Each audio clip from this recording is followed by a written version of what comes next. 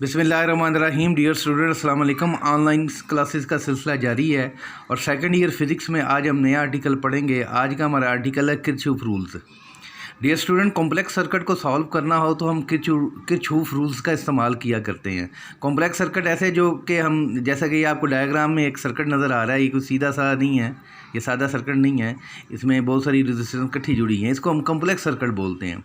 तो इसको सॉल्व करने के लिए, इस किस्म के सर्किट को सॉल्व करने के लिए हमारे पास दो रूल्स होते हैं किरचॉफ ने जो दिए थे। तो देयर आर टू रूल्स। तो फर्स्ट रूल उसको के बोलते हैं, पहला रूल है फर्स्ट रूल या करंट रूल या फिर जंक्शन रूल भी इसको हम बोलते हैं। तीन नाम है इसके। ये रूल, ये इसकी स्टेटमेंट कुछ यूँ है कि sum of all currents meeting at a point is equal to zero. किसी भी एक सर्किट में, किसी भी एक कॉम्प्लेक्स सर्किट में जितने भी करंट होंगे उनका सम जो होगा वो हमेशा के लिए ज़ीरो होगा। तो इसकी एक्सप्लेनेशन करते हैं। लेट अस कंसीडर, हमारे पास एक सर्किट है, ये आप सर्किट देख रहे हैं, इसमें 5 रजिस्टर्स हैं और इनमें से करंट गुजर रही हैं I1, I2, I3, I4 और I5। तो इनमें से कुछ करंट ऐसी हैं जो पॉइंट ए की तरफ मूव कर रही हैं और कुछ करंट ऐसी हैं जो पॉइंट ए से अवे मूव कर रही हैं।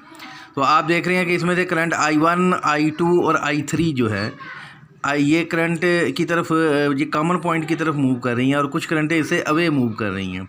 तो यहाँ पे कुछ साइन कन्वेंशन है, हम वो करंट पॉजिटिव लेंगे जो पॉइंट कॉमन पॉइंट की तरफ आ रही होगी और वो करंट हम नेगेटिव उसके साथ लगाएंगे जो कॉमन पॉइंट से दूर जा रही होगी।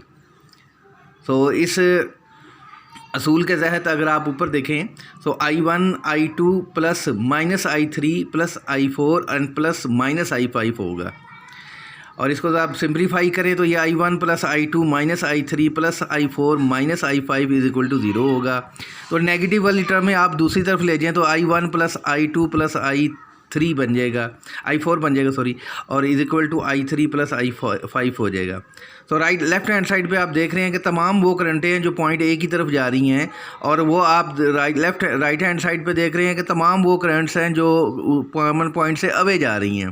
सो sum of all currents which are moving towards a point common point is equal to sum of all current moving away from the common points. तो ये था हमारा फर्स्ट लॉ। अब हम सेकंड लॉ की तरफ बढ़ते हैं। सो डियर स्टूडेंट, अब हम सेकंड लॉ की तरफ बढ़ते हैं। सेकंड रूल है जिसे हम वोल्टेज रूल कहते हैं या फिर लूप रूल भी कहते हैं। ये रूल ये कहता है कि sum of all voltage drop in a close circuit is equal to zero. एक क्लोज सर्किट में जितने भी वोल्टेज ड्रॉप होंगे अगर आप उनको जमा कर लेंगे तो जवाब क्या आना चाहिए आपका? ज़ीरो। तो इसके एक्सप्लेनेशन की तरफ बढ़ते हैं। Let us consider a complex circuit. दिखने में ये स्टूडेंट आपको एक सादा सा सर्किट लग रहा है, लेकिन इसमें दो बैटरियां लगी हुई हैं, जिसमें दो या दो से ज़्यादा बैटरी लग जाए हम उसको कॉम्प्लेक्स सर्किट ही कंसीडर करते हैं। तो इसमें दो बैटरियां हैं और दो रजिस्टर लगी है, एक E1, E2 ये दो बैटरियाँ हैं और R1 और R2 ये दो रजिस्टर्स हैं। तो इधर हम सपोज़ कर लेते हैं कि ये E1 जो है वो E2 से ग्रेटर है, लिहाजा करंट जो होगी वो E1 से स्टार्ट होगी निकलना। तो E1 is greater than E2 और सपोज़ कर लिया इस पूरे सर्किट में जो करंट की वजह से डेल्टा Q चार्ज है जो इस सर्किट में फ़्लो कर रहा है करंट की वजह से, तो जब ये E1 से निकलेगा तो ये लो टर्मिनल से हाई टर्मिनल की तरफ जाएगा, इसलिए ये एनर्जी गेन करेगा। तो डेल्टा Q जो है वो एनर्जी गेन करेगा। तो इस एनर्जी गेन को हम यूँ लिख सकते हैं, so gain in the energy as delta Q pass through battery E1 that is plus E1 multiply by delta Q। ये क्वेश्चन नंबर 1 होगी। इसी तरह आगे हमारी रजिस्टर R1 आ गई है, जब यही चार्ज R1 से गुजरेगा तो अपनी एनर्जी लूज़ करेगा। तो ये एनर्जी हम लिख सकते हैं delta minus E1 delta Q। और ओहम लॉ के तहत V is equal to I R होता है, तो यहाँ हम लिखेंगे minus I is equal to RI delta Q। ये क्वेश्चन नंबर 2 होगी। इसी तरह loss in energy when charge delta Q pass through battery E2, वो आ जाएगा माइनस E2 डेल्टा Q। ये क्वेश्चन नंबर 3 हो जाएगी। इसी तरह जब ये बैटरी E2 से गुजरेगा, रजिस्टर E2 से गुजरेगा तो वहाँ भी एनर्जी लॉस करेगा। तो loss in the energy when delta Q pass through the register R2 is equal to minus I R2 delta Q। This is equation number 4। तो हमारे 4 एलिमेंट लगे हुए थे सर्किट में और रेजिस्टेंस भी 4 ही आई हैं, इक्वेशंस भी 4 ही आई हैं, आप ऊपर देख सकते हैं। क्योंकि ये एनर्जी लॉसेस है, हम एनर्जी का लॉ जानते हैं according to law of conservation of energy, total energy of a system always remains constant, ठीक है। और चेंज इन टोटल एनर्जी उस हिसाब से फिर क्या आना चाहिए, ज़ीरो। एक चीज़ कांस्टेंट है, उसमें चेंज कितनी आनी चाहिए, ज़ीरो।